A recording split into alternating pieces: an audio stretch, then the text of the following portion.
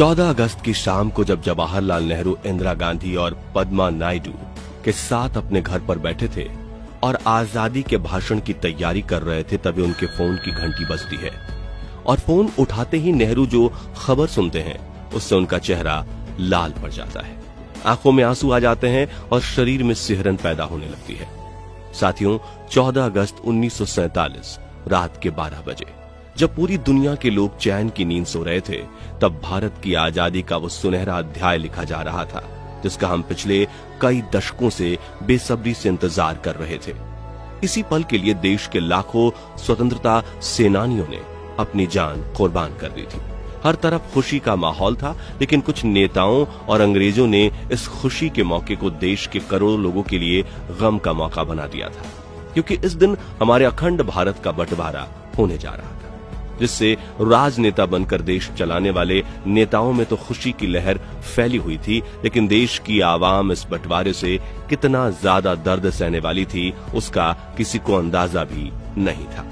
अखंड भारत के हिंदुस्तान और पाकिस्तान के इस बंटवारे का दर्द वही लोग समझते हैं जिन्हें रातों रात अपना घर छोड़ना पड़ा था, जिन्होंने अपनों को खोया था, जिन्होंने अपने देश को खो दिया था और जो सड़क पर पड़े दर्द से तड़प रहे थे और अपनी जान की भीख मांग रहे थे, लेकिन सुनने वाला कोई नहीं था।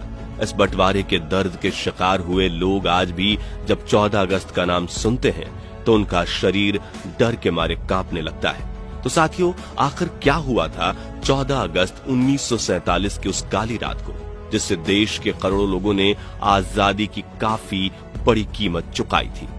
जानने के लिए आइए डालते हैं इतिहास के सबसे काले दिन पर एक नजर। दोस्तों, भारत में ब्रिटिश हुकूमत के खात्मे की कहानी साल 1947 की शुरुआत में ही लिखनी शुरू हो चुकी थी। ब्रिटेन में क्लेमेंट एटली की सरकार को ये उम्मीद थी कि भारत शांति के साथ आजाद होगा, लेकिन अफसोस ये उम्मीद टूट गई, क्योंकि उन ब्रिटिशर्स ने ही भारत की आवाम और नेताओं के बीच हिंदू और मुस्लिम कभी एक नहीं हो सकते ऐसी आग लगा दी थी। ऐसा जहर घोल दिया गया था, जिसके बाद 3 जून 1947 के दिन क्लेमेंट एटली ने ऑल इंडिया रेडियो पर अनाउंसमेंट करते हुए कहा कि सदियों से तितर बितर पड़े हिंदुस्तान को हमने एक किया है और हमें उम्मीद थी कि एकता देश की आजादी के बाद भी बनी रहेगी, लेकिन अफसोस भारतीय नेताओं को यह मंजूर नहीं है। इसलिए हमारे पास देश का बंटवारा करने के अलावा कोई चारा नहीं है। इसलिए अब ब्रिटिश इंडिया का राजकाज 2 सरकारों के हवाले कर दिया जाएगा, जिसके तुरंत बाद पंडित जवाहरलाल नेहरू ने भी एक भाषण दिया था और कहा कि ब्रिटिश सरकार ने देश के कुछ हिस्से को भारत से अलग करने का प्रस्ताव देते हुए हिंदुस्तान को आजाद करने की बात रखी है और हमने उनकी ये बात मान ली है। हालांकि इस बात से हम खुश नहीं हैं, लेकिन हमें लगता है कि देश के भविष्य के लिए यह फैसला जरूरी है। दोस्तों, यहां गौर करने वाली बात यह है कि एक तरफ महात्मा गांधी ने जवाहरलाल नेहरू को प्राइम मिनिस्टर बनाने का वादा दिया था, वहीं दूसरी तरफ मुस्लिम लीग के चीफ मोहम्मद अली जिन्नाह ने आजादी से कई साल पहले ही ये जिद पकड़ ली थी कि हिंदुस्तान में रहने वाले मुस्लिमों को एक अलग मुल्क दिया जाए, और उनकी इसी जिद ने हिंदुस्तान के भाईचारे पर ऐसी चोट मारी थी जिसके निशान आज भी देखने को मिलते हैं। खैर, भारत को आजादी मिलने के हफ्ते की शुरुआत में ही हिंदू मुस्लिम की आग भड़कना शुरू हो चुकी थी, जिसका शिकार बन रही थी अखंड भारत की आवाम। 14 अगस्त की शाम को जब जवाहरलाल नेहरू इंदिरा गांधी और पद्मा नायडू के साथ अपने घर पर बैठे थे और आजादी के भाषण की तैयारी कर रहे थे, तभी उनके फोन की घंटी बजती है और फोन उठाते ही नेहरू जो खबर सुनते हैं उससे उनका चेहरा लाल पड़ जाता है, आंख में आंसू आ जाते हैं और शरीर में सिहरन पैदा होने लगती है, क्योंकि लाहौर के एक नए प्रशासन ने हिंदू और सिखों के इलाकों के पानी की सप्लाई काट दी थी, जिससे लोग प्यास से तड़प रहे थे और जो पानी के लिए अपने घर से बाहर निकल रहा था उसे उसी वक्त मार दिया जा रहा था। और यहां से शुरू होने वाले दंगे देखते ही देखते पूरे भारत में फैल रहे थे। लोग मरने मारने के लिए उतावले हो रहे थे। तभी नेहरू फोन रखकर इंदिरा से कहते हैं कि आखिर मैं अपने 15 अगस्त के भाषण में ये कैसे कह सकता हूं कि मैं खुश हूं, जबकि मेरा लाहौर जल रहा है। तो इंदिरा उन्हें कहती हैं कि फिलहाल आप अपने आज रात के भाषण पर ध्यान दीजिए, क्योंकि ऐसे मौके पर देश के करोड़ों लोग उनके प्राइम मिनिस्टर की आवाज सुनने के लिए तरस रहे थे। हालांकि नेहरू का दिल अब टूट चुका था, लेकिन फिर भी 11:55 पर नेहरू संसद के सेंट्रल हॉल में भाषण देना शुरू करते हैं। उन्होंने कहा कि हमने नियति के साथ एक वादा किया था और अब समय आ गया है कि हम अपना वादा पूरा करें। शायद पूरा नहीं, लेकिन जहां तक हो सके वहां तक। आगे नेहरू ने कहा कि हम प्रायः जो प्रतिज्ञा, जो संकल्प अब तक करते आए हैं, उसे निभाने के लिए हमें बहुत कुछ करना होगा। आज रात 12 बजे जब पूरी दुनिया सो रही होगी, तब भारत जीवन और स्वतंत्रता की नई और उजली चमकती सुबह के साथ उठेगा। ट्रस्ट विद डेस्टिनी नाम के नेहरू के इस भाषण को सुनकर लोग खुशी से झूम रहे थे। सड़कों पर इकट्ठा हुए लोग महात्मा गांधी जी के नाम के नारे लगा रहे थे और पूरे 12 बजे शंखनाद के साथ देश की आजादी का आरंभ हुआ था। लेकिन देश के करोड़ों लोगों को अब तक ये नहीं पता था कि कुछ इलाकों में देश की आवाम इस आजादी की कड़ी कीमत चुका रही है, क्योंकि कुछ नेताओं और अंग्रेजों ने मिलकर हिंदुस्तान और पाकिस्तान के बंटवारे की जो लकीर खींची थी, उसे बनाने में कई हजारों लोगों का लहू बह रहा था। लाखों लोगों को 14 अगस्त की उस काली रात को ही अपने घर से बेघर होना पड़ा था। लेकिन हिंदुओं का भारत में आना और मुस्लिमों का पाकिस्तान में जाना उतना भी आसान नहीं था। हजारों लोगों से खचाखच भरी ट्रेन में चढ़ने के लिए लोग एक दूसरे को धकेलते हुए आगे बढ़ रहे थे। लाखों लोगों को अपना घर और व्यवसाय छोड़कर पलायन करना पड़ रहा था। कुछ समय पहले जो लोग एक दूसरे का हाथ थामकर अंग्रेजों के सामने आजादी की लड़ाई लड़ रहे थे, वही लोग आज एक दूसरे के खून के प्यासे बने फिर रहे थे।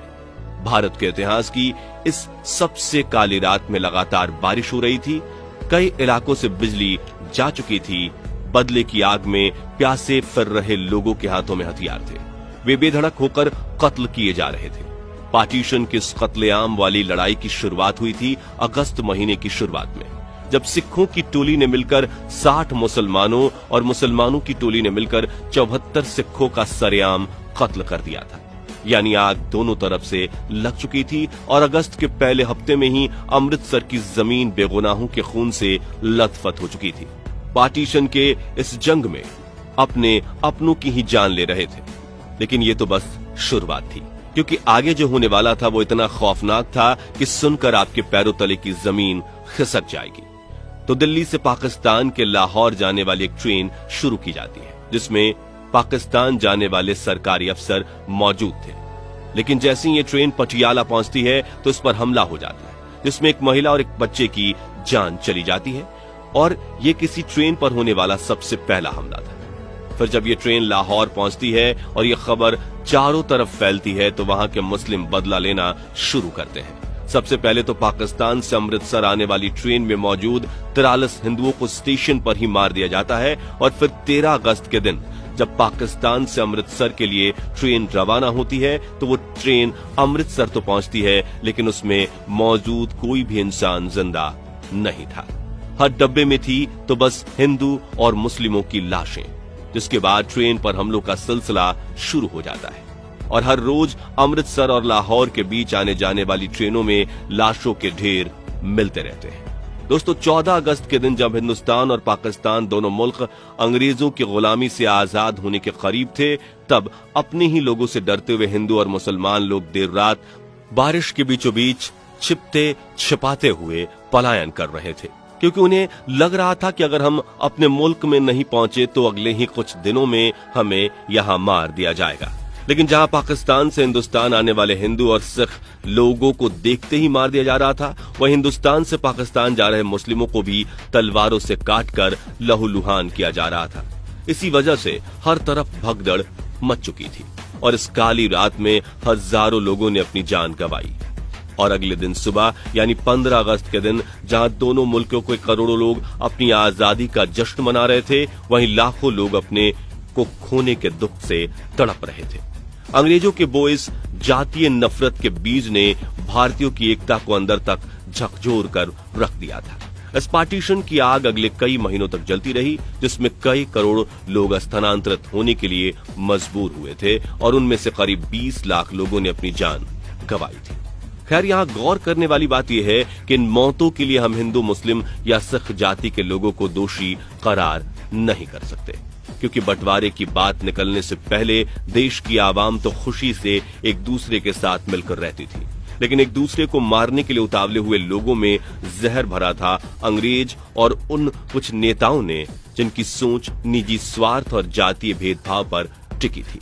लेकिन इससे भी ज्यादा अफसोस की बात यह है कि ब्रिटिशर्स ने हम भारतीयों के साथ इतने घिनौने जुर्म किए जिन्हें याद करके हमारी आंखें नम हो जाती है, लेकिन फिर भी उन्हें बारातियों की तरह विदा किया गया।